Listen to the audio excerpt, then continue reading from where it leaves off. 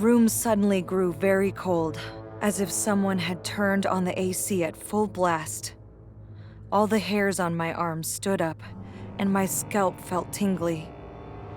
Something was not right, but I didn't know what.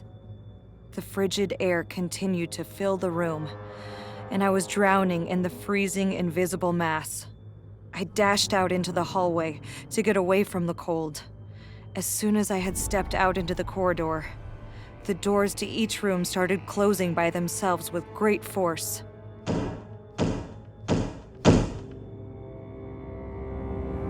It was as if someone was slamming them closed from the inside.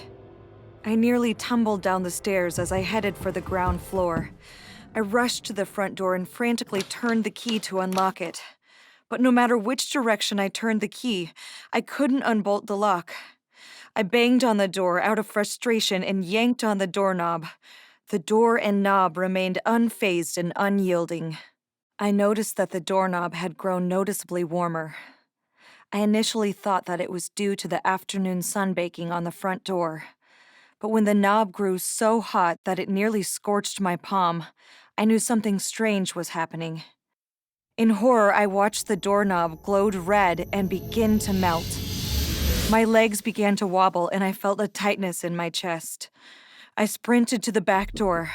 I had to find a way out of the house. When I grabbed the knob to open the door, it refused to turn.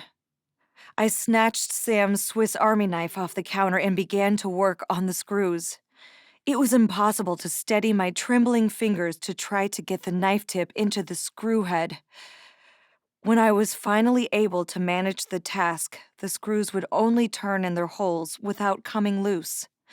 The back door, like the front, would not open. I was trapped. My breath became rapid, and my heart thumped harder in my chest. I began to hyperventilate. Out of desperation, I grabbed a nearby chair and hurled it against the kitchen window. The window cracked, but it didn't shatter. I picked up the chair once more and threw it at the window again. This time, the window shattered outward. I hoisted myself up onto the counter and was knocking out the rest of the glass from the window frame when I heard the key turn at the front door. Sam's back, I thought with relief. I clutched my chest, wheezing and puffing. I repeated to myself again and again that Sam was here and everything would be all right. I dragged myself down from the counter and stumbled toward the front door as it flew open with a thunderous bang. I came to a halt in the foyer when I saw two male figures standing at the entryway, and neither one of them was Sam.